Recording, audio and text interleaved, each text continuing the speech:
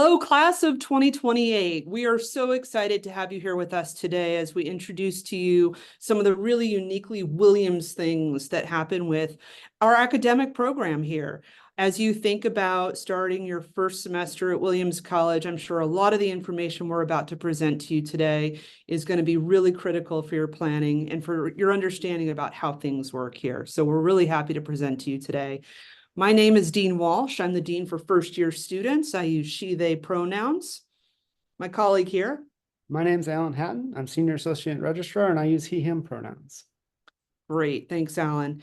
And Alan, will you kick us off with kind of an overview about what we're going to talk about today?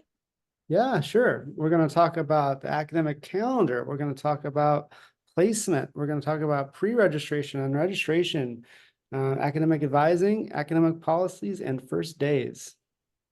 Just a little bit to pack into as short a presentation as we can manage for you so you can get back to your fun summer activities. All right. I'm going to begin with the academic calendar. It doesn't sound like a really exciting topic, but I cannot emphasize enough to you all how important it is to know our academic calendar. There are so many reasons why the information included in this is going to be essential for you to know, for you to track, and very importantly, for you to look ahead on a regular basis and see what's coming up. Even if you don't think something applies to you, have a general awareness of what's going on the academic calendar so you don't get caught off guard, because our deadlines are hard and fast most of the time, and we can't make exceptions if you miss a deadline.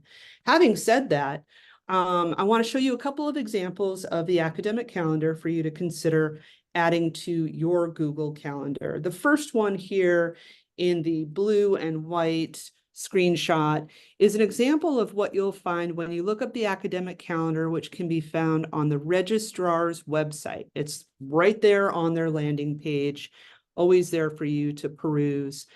More conveniently, and what most of our students do, is they press that little button next to Google Calendar on the lower right of that image, and that adds this entire calendar to the student's Google Calendar. And that way you'll never miss a beat as you have your classes scheduled, other activities and engagements that you're participating in. You'll always have the academic calendar right there on top, an example of which is on the lower part of the screen in purple. It's always in purple. You'll see here, first days, our drop add period, other deadlines that may impact you. This is super important to keep a track of. And again, I really strongly advise you to glance ahead of time, see what's coming up in the next week or two. And honestly, if there's a term or something going on that you're not familiar with and you're not sure if it applies to you, you can always email me or the registrar and just say, hey, what is this? I don't know what it means and want to make sure I'm not missing anything important. But please, please, please upload the academic calendar to your GCal as soon as you can, and then don't forget to pay attention to it. All right, we'll talk about placement. So there are a number of tools that the college uses to help place students in appropriate courses. The first is the Williams Quantitative Literacy and Reasoning Assessment, which you've likely already completed in GLOW. It's required for all first-year students. The results are reviewed by the Director of Quantitative Skills Programs, Nick Hanford, and he uses that info to advise students on paths to completing the Quantitative and Formal Reasoning degree requirement, which is, as a degree requirement, you need it for your degree, so it's really important. You won't be able to enroll in a QFR course until that assessment is complete, so please be sure to do that if you haven't done it already. There are also placement assessments administered by individual departments like chemistry or econ. There's a complete list of these available at the first year webpage, firstyear.williams.edu. Sometimes these are done via GLOW, sometimes they're in person. And again, they guide students to the correct introductory courses. Also, if you have advanced placement or international baccalaureate scores that you've had submitted to the college, you may be placed out of certain introductory courses on the basis of those scores. There's a guide available at the registrar's office webpage. And lastly, your answers to the mathematics and statistics questionnaire about your prior experience in those areas will generate some placement recommendations. You'll be able to see all of this information on your academic progress report, and the registration system will block you from adding any courses you've placed out of. This can generate a lot of questions from students. It can be confusing. So when in doubt, please reach out. It is not uncommon at all for faculty to adjust placements after talking with students. So please reach out with questions and concerns. Thanks, Alan. Another thing I want to mention about placements is every year we get a few emails from students. I want to clarify that you don't have to take a placement exam for a subject or an area that you have no intention of taking courses in. So those internal placements are really optional. If you are intending to take biology, take that placement exam. Not every student is required to take it. Not every student is required to take a language placement or dance. It's really about making sure that you're placed appropriately in the courses that you do intend to take. Moving on, at the very beginning, I mentioned something about some uniquely Williams things, and this is where I kind of want to dive deep into this and explain a few things. Most of you probably have some friends that are very excited to be going off to college as well. And they're going to different colleges and universities. And no doubt many of you are comparing notes about how things work. One thing that's very common in most colleges and universities is that the registration process tends to be a first come, first serve program. And that's not how it works at Williams. It's very important to understand this early on so things are less stressful for you as you go through the process. Pre-registration, we're going to talk a little bit more about when this happens and how it happens, but I want to talk about pre-registration. Every semester, students do a pre-registration, which is really like signing up for your wish list of the courses you want to take the following semester. It does not guarantee you placement in any of the classes that you have signed up for. For many of the classes that you sign up for in pre-registration, is a very high likelihood that you will get in. Those courses tend to be larger courses that are really designed for first years. And then there's other courses that are smaller, where the faculty, and this is getting into who gets in and why, the faculty need to consider maybe reserving a few spots for a senior that needs to take that course as a requirement for their degree and they don't have a lot of time left.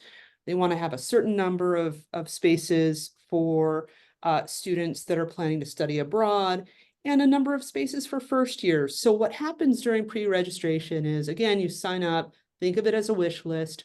And our faculty really run the selection process of who gets into their courses. This takes a lot of complex consideration.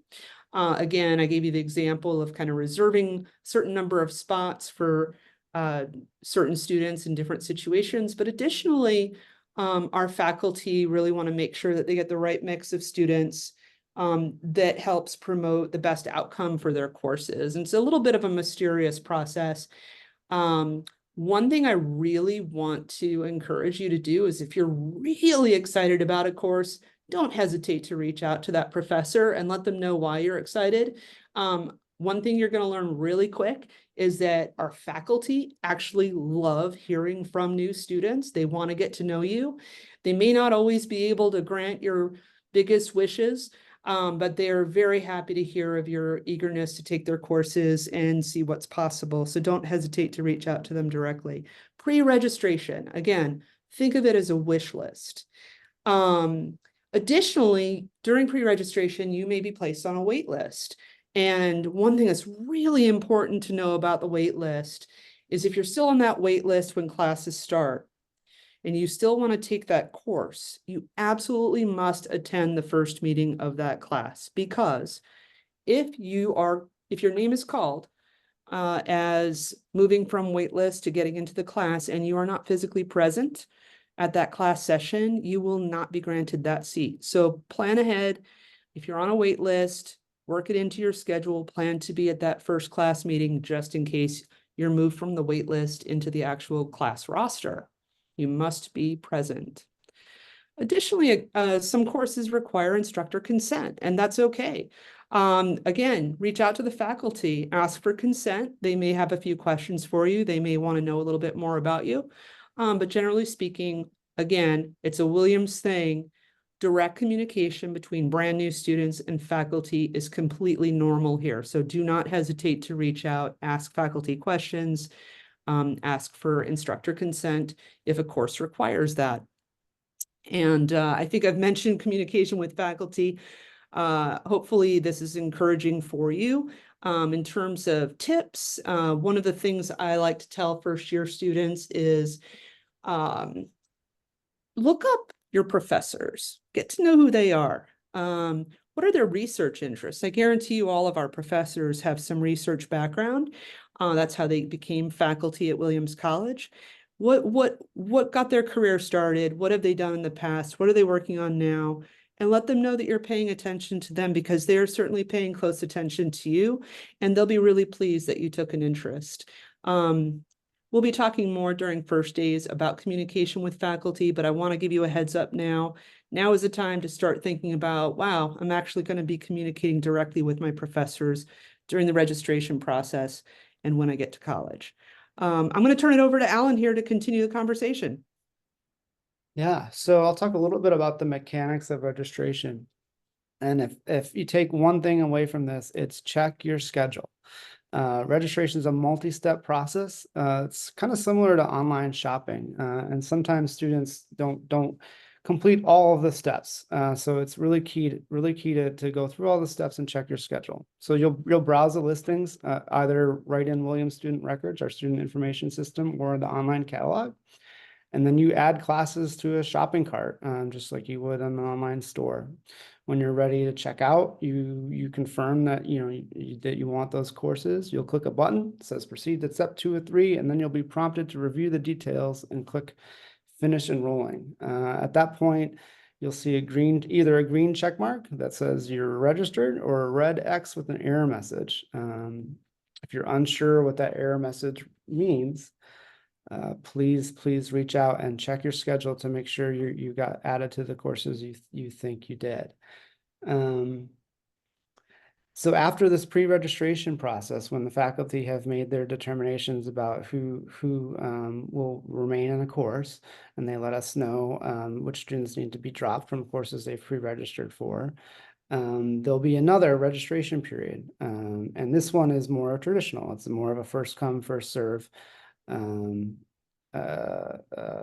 process. Students who didn't get courses that they signed up for get a little bit of a head start over everybody else, so that's good. And you'll go through registration the same way. And at this point, once you get in a class, you're in. Okay, you won't be dropped due to over enrollment. Have a backup plan. So what I mean by that is Dean Walsh mentioned you may be on waiting lists. That's great. It's good to be on waiting lists with faculty of courses you want to take. But I strongly suggest signing up for a backup course in case it doesn't work out. You don't want to be scrambling to trying to add a course during the drop add period at the start of the term when classes have already started. So check your schedule, have a backup plan. And with that, I'll turn it over. Actually, I think I'm next. We're going to talk about policies. Yeah, Okay. but before we do that, Alan, let me just double check with you. It is an absolute requirement that every Williams College take 4 courses, right? That is correct. Yeah, every student must take a full course load. There are some instances where students will take a reduced course load due to like a medical issue, and there's a process for that you'll have a chance to learn about. But yes, students should be registering for a full course load, which is 4 courses. That's right. Thanks, Alan. Yeah, take the next one too, if you will. Alrighty. So academic policy. Oh, these are the dates. So yeah, so for first year pre-registrations, Monday, August 5th through August 9th. Then there's a really brief period where we're making those roster adjustments that I referred to, and then we'll move into that next registration period starting on the 19th. And there is a drop add period at the start of the term. So if you don't have your schedule complete at the end of August 26th, there is still some opportunity to make changes, but I highly encourage you to have 4 courses, a plausible schedule in place by the end of that registration period on August 26th. Great. Thanks, Alan. So we're going to switch gears here for a moment and talk about some of the big things that happen to most students as they transition from high school to their first semester at Williams College. So I really want to encourage everyone to be mindful that your first year at Williams College is not just a continuation of high school. For most of you, it's going to be a big transition. It is different here. And you may need some assistance along the way. In fact, just to put it out there in front of you, I met with almost half of the first year class individually last year because they had a question, a concern, a particular challenge they needed support or help navigating, and they reached out to me in most instances. Sometimes I reach out to first years because I'm aware that there's something going on that they might need help with, but don't be surprised if you and I are sitting down talking about what's going on at some point during your first or second semester. We really want to emphasize self-care, and self-care means different things to different people. And many of you may be like, I've got it all under control. High school was awesome. I did really well. That's how I got into Williams. I probably am going to be fine. That may be totally true. But for the vast majority of you, paying close attention to the difference in how your schedule operates, some of the proactive measures you're going to have to take to keep track of everything, to get where you need to go on time, to be present in your class sessions, to make good decisions around when you're going to bed and how you're managing your nutrition. All of these things are massively important, and they may have been a factor in your high school years, or they might be really new to you, like, wow, everything was so prescribed and programmed for me before, but now I have to figure all of this out. So again, be aware of what your needs are as you come here and start discovering how different life is at college, what your sleep needs are, your social time, making sure that you make good plans to have connections with others. We want you to be social. We don't want you isolated in the library all the time, just hunkering down with those books. It's really important for you to find that balance, and I can certainly help if you're struggling with figuring all of that out. So many of you are really excited. Some of you might be a little scared, overwhelmed, but many of you are experiencing an eagerness to just get going. And we're excited for you to get here too. Sometimes that eagerness translates into, I'm going to do it all. I'm going to take all the courses I'm going to take econ and 2 sciences with labs and Art 101, which, just so you know, is actually very time consuming. And I'm going to be on top of everything, and that eagerness to do it all right away. I can't tell you how many times it leads to students who want to talk to me about burnout, and they're just overwhelmed. They took on too much their first semester, and sometimes this happens barely into halfway through the first semester. I want to really caution everyone, it's okay. You've got 4 years here. You get to take 32 courses before graduation. It is totally okay to take it easy for the first year and just kind of try things out. That's the beauty of being at a liberal arts college like this.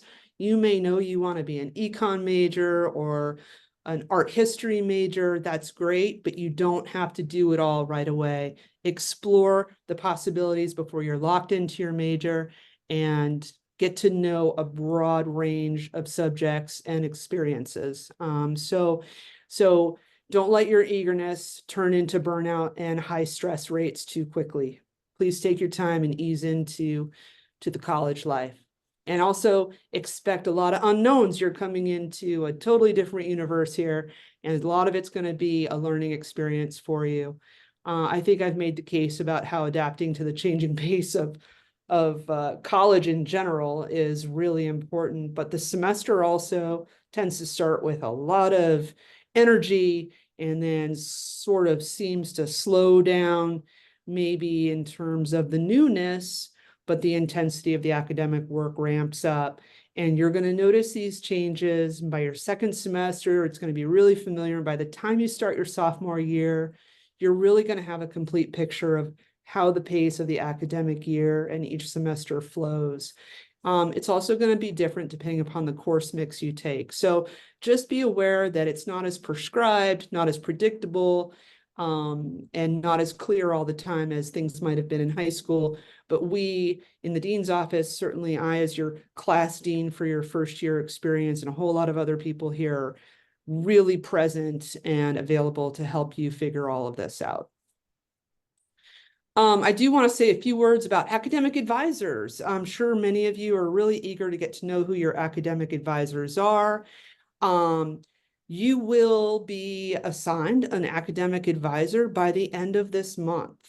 You will know who your academic advisor is. And there's a lot that goes into figuring out who your advisor is. And oftentimes your preferences are weighed with the selection of faculty that we have available in any given semester for their availability to serve as an academic advisor. And yes, all of our advisors are professors. Again, another opportunity to get comfortable with speaking directly to professors. Pretty cool. But they work really hard to figure out and match as well as possible in terms of interest. But I want to be really clear that a good number of you may wind up with an advisor who is a professor of something you are very much not interested in. And that is okay. This goes back to the beauty of being at a liberal arts college and exposing yourself to people with vast expertise in different areas, even areas that you never considered interesting or anything that you might study. Learn from them. They're going to get what you need during your first year, regardless of what subject they are experts in. And so we want you to be prepared for that possibility. Don't be disappointed if you're an art major and you get an econ advisor. It's going to be okay. I do want to tell you that this advisor will be assigned to you for your entire first year.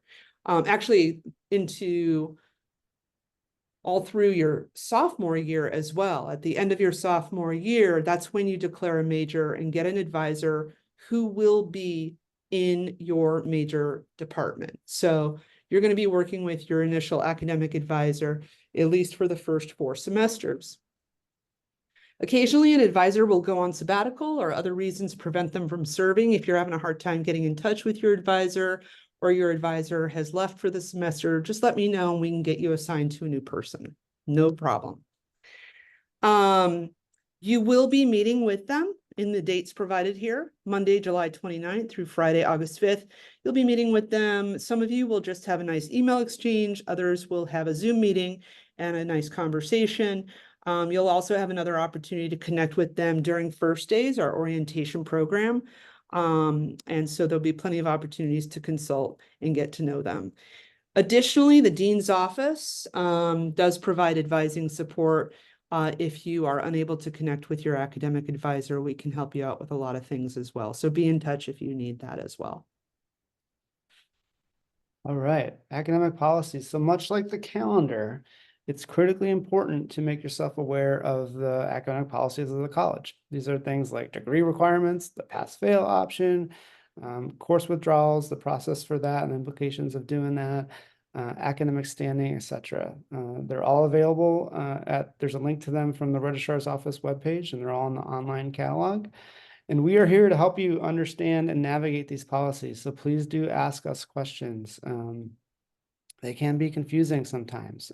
So we will help you work through them. But ultimately, students are responsible for knowing them. So I strongly recommend reviewing them personally. You don't want to find yourself in a bind due to a miscommunication. So please know these policies. They're critically important and they're available to you. Ask questions. And remember that neither your class dean nor the registrar's office has the authority to grant exceptions to these policies. But there are, of course, sometimes instances where an exception to a policy may be warranted. And there is a faculty committee, it's called the Committee on Academic Standing, that has the authority to hear requests for exceptions and make determinations. So if you think you may need an exception, please reach out to the registrar's office. We can direct you to the form. Your class dean can also help you and assist in your preparing your petition.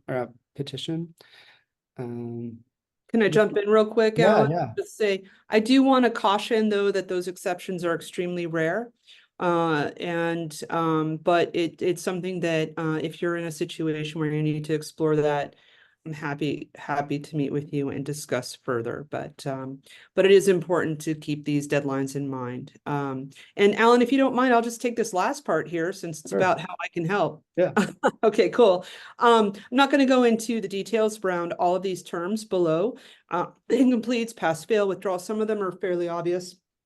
One of the things I do want to mention here, though, about the mid-semester advisory list is that we are really connected to our faculty, and our faculty are really connected to you. And if you're a student who maybe is struggling in a course or not doing as well as maybe your potential suggests, or the professor is just worried that you just might not be adjusting to college well, I may be informed through what's called a mid-semester advisory list, where we have a short list of students that are brought to our attention, and we do outreach, and I sit with them and have conversations, figure out what's going on. And oftentimes these conversations lead to a really great solutions and clearer paths forward, and different ways of figuring out how to manage the workload. And so if you do receive a message from me saying, hey, heard things are kind of not going so great, let's talk, please, you're not in trouble. It just means that we want to be helpful, and it's completely confidential, and I would never share any information with anybody else. But again, I really want to emphasize with all of these topics listed here that the earlier I know you and the earlier you alert me to any challenges that you might be facing, the better I can help you prepare for some of these options, which may be well suited for you, or different ways to move forward. Anything else, Alan, that you want to add to this slide? No, that's great. Great. Cool. So final slide. Yay, we're almost done here, friends. Just want to talk briefly about first days again. First days is our term for our orientation. All of you have been receiving weekly Tuesday digital newsletters from me in my office. And I hope that those have been very helpful in multiple ways in terms of you getting more familiar with all of the different support staff and different campus resources we have, but also in helping you get all of the pieces of the puzzle done prior to your arrival in terms of your onboarding, paperwork, forms, etc. Once you get here on move-in day, boom, everything changes. You're going to be jumping right into first days. Your J's are going to be guiding you to different sessions. And it's going to be high energy and loads of fun. After your move-in day, I'm not going to go through the whole first day schedule here. I do want to let everybody know it is definitely online, and there's a lot of information so you can figure out what to expect. So go check that out. But on your first full day here after moving in, you will be meeting as a giant class, all 550 something of you, in a building, and meeting me and meeting our dean of the college and our president and a few vice presidents. And it'll be one of the only times during your entire academic experience that you'll really be in a space together as a whole class, and it'll be really fun. I can't wait for that moment to just sort of be in your presence and be available to talk to you. During the rest of the next few days, during first days, there will be various placement exams. Those are noted on the first day schedule. Again, that's on our website. We will be having a big shift from sort of the social connection, how to be a productive member of the Williams community. We'll be moving from that sort of thing into really focusing on academics right before classes start. We'll have a session where a lot of your peers are going to be sharing some really important information about the honor code and different parts of being an honorable academic focused student. Here at Williams, your peers are going to be presenting to you about that at Looking Ahead to the Academic Life. We'll have an expo where you're going to be able to meet and explore different departments and majors. You may have an idea of what you're going to major in. You may be totally committed, or you may be very much in the exploring phase. are very curious about a small, obscure department that you're like, you know what, I can't wait to talk to those people and find out more about what that's all about. That's the Academic Expo, loads of fun. We have a whole system here of multiple departments that do academic support, tutoring, our writing center, so many other folks, the libraries. We'll be having an academic support fair where you can meet all of those folks. You'll be having, again, that second opportunity to connect with your advisor. And then we're going to have what have been very successful sessions in the past.